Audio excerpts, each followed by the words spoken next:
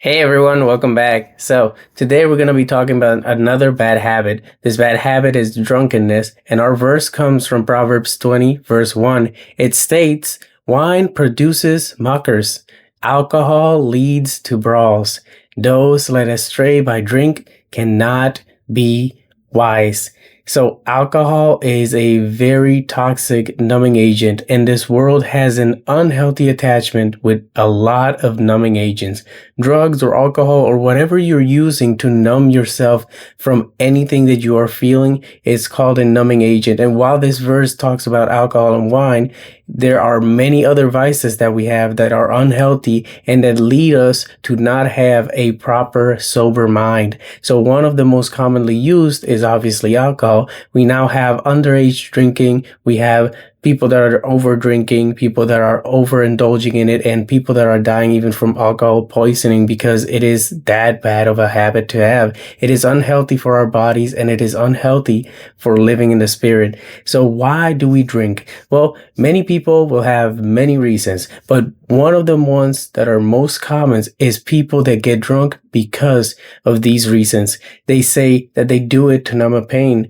They say that they do it to enhance their nights out, or they do it because they can't have fun if they cannot get drunk. So if you get drunk because you're feeling some type of pain, remember that when you become sober again, that pain will still be there. That problem will still be there. You haven't dealt with it. You're just trying to drown it out on something that can't really solve your problem.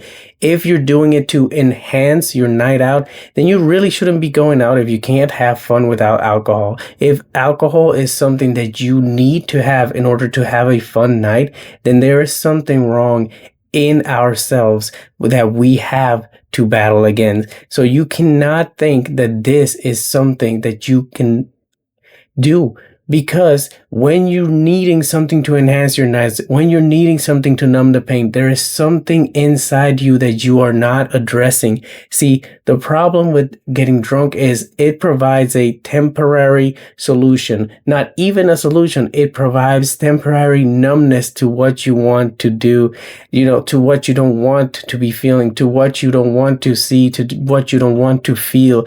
That is all it does. But as soon as you become sober, that problem, that underlying feeling is always going to be there. That is why we have people that get drunk in the morning and get drunk at night and get drunk at any moment that they can. We have people that are drunk while they're working. We have people that are drunk while they're driving. We have people that are always trying to numb a pain because they're never dealing with the underlying issues.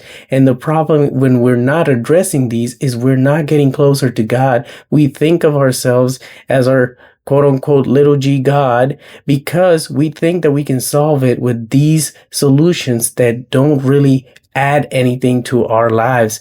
So the thing is, this momentary solution, as we want to say here, it is actually making the problem worse. So just as the verse states, mockers and brawlers, disorderly conduct, immorality, this all comes from one main thing: drunkenness. Yes, it comes from other things, but drunkenness causes a lot of these things in our lives.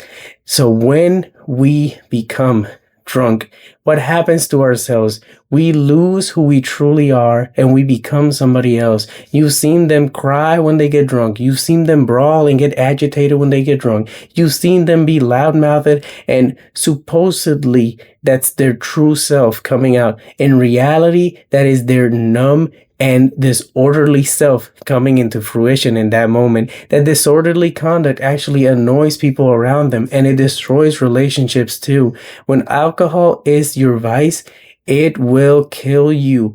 Not in the moment, but it will kill you and it will hurt the people that are around you. See, it is not in the moment that it may happen, but it will happen eventually. This all leads to an eventuality of you just dying and not having eternal life because you are away from God. Those that are disorderly or in immoral situations, those that are actually brawling, fighting, arguing, bringing wrath into places. Those are people that are not from the kingdom of heaven. So the word teaches us many times that drunkards will not inherit the kingdom of heaven. Why? Because it was drunkenness and debauchery that made us have these sinful acts. Many sinful acts in the Bible were made in drunken stupor. Lot's daughters had to get their dad drunk in order to sleep with him. Noah had to curse Canaan because he saw him while he was drunk. And yes, Noah was the one that was drunk, but that led to somebody else's sin, which is why being drunk can hurt other people. Because of our own immorality, we can actually hurt other people in our lives. Now, I say drunk, but again, the word doesn't say drugs, but drugs can also make you have that state of mind when you're not yourself, when you're thinking that you're something else, when you're high as a kite, as they say out there, and you are not actually yourself. You are something else that is numbing your pain. You are allowing spirits to remain in your body so that you don't have to feel those consequences for your actions, or that loss of a person in your life, or that loss of an animal or a pet in your life. Those are things that we want to numb the pain from, but it is not proper. That is not a true solution to our problems. When we numb our pain, we are not actually living as the word states that we should live. Drunkenness leads to debauchery. Drunkenness leads to sinful acts. Drunkenness leads to us separating ourselves from God because we're not walking as He intended for us to walk. The Lord states many times, do not be a drunkard. What does it say in the verse? Those led astray by drink cannot be wise, meaning that if wisdom starts in the fear of the Lord, those that are drunk do not fear the Lord. Therefore, they cannot be wise. And they may say, I get smarter when I drink, or I do this when I drink. In reality, you do not do any of those things. If you've ever been next to a drunk person, you can see their true actions and how they are when they are drunk. It is not proper for you to be that way. It is not a godly way for you to live your life. You cannot have it both ways, be drunk and also be in the spirit. One thing does not lead to the other. Drunkenness has to be cast out and put at Jesus's feet so that He can help us heal from whatever it is that we truly need to be delivered from. So, anything that numbs you or makes you feel something that you're not, instead of being sober, it is time to lay it at His feet. It is time for you to look for peace where peace truly is. And He is called the Prince of Peace for a reason. If He is called the Prince of Peace, then why are we seeking peace in something that does not give us peace? And even if it gives us peace momentarily, it will never be able to keep it up. So if you're battling anxiety, if that is what's leading you to drink, pray to the Lord to calm your thoughts, to center yourself in Him so that He can deliver you from this ugly vice that is holding you back from the promises that God has for your life. If you've lost someone, confide in the Lord. Find the people that actually want to help you. Find people that actually have passed through loss and have dealt with it in the proper way through God, through His teachings, and how He leads us into actually releasing that person in His hands. Regardless of if they're going to heaven or not, that does not matter. What matters is what we're doing with our lives after the loss of that person. And trust me, losing someone is never easy, but it is something that we have to give to the Lord and let the Lord handle it, because what are we to do? We can't do anything. Once a life has ended, what are you supposed to do about it? Nothing. What we can do is pray to the Lord, ask the Lord, and help us. He'll help us be led where we have to be led. If you're going out with friends, learn to enjoy their company. No alcohol needs to be involved. I've had so many beautiful experiences with my friends when we're not drinking at all. We're just talking about God, or we're enjoying nature, or we're going on walks, and it's just more beautiful because you actually get to remember those things. And I'm not saying everybody doesn't remember when they get drunk. What I'm saying is the moments when you're sober minded are the moments that you actually get to enjoy not only God's creation, but the godly friends that He has around you. If you have to add alcohol to the mix, there is something missing that is not allowing you to actually enjoy the life that God has for you.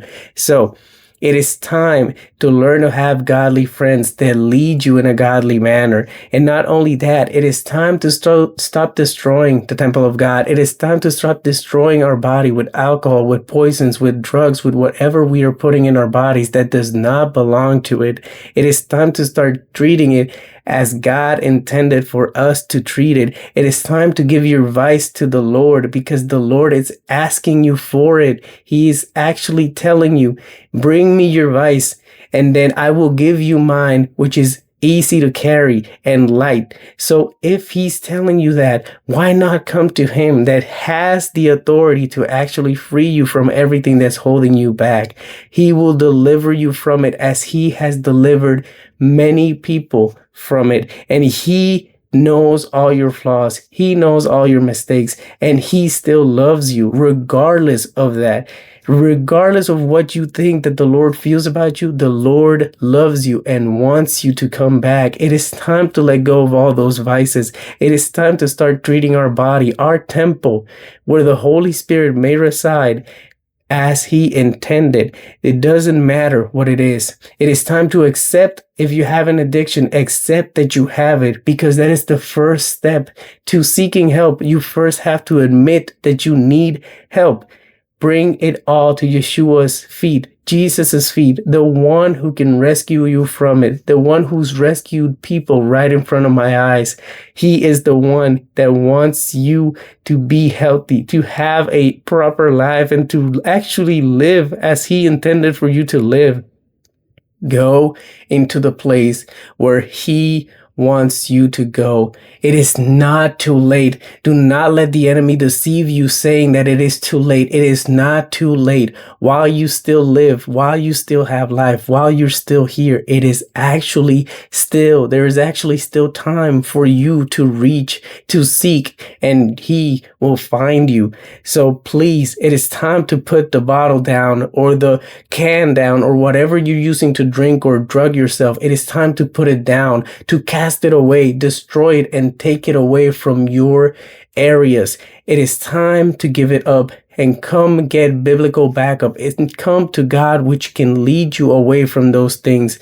A drink or drugs are not worth losing the kingdom of heaven. They are not worth it. Nothing that this world offers can actually be compared to what awaits for us who have heaven waiting for us, who have an eternity with the one who created it all.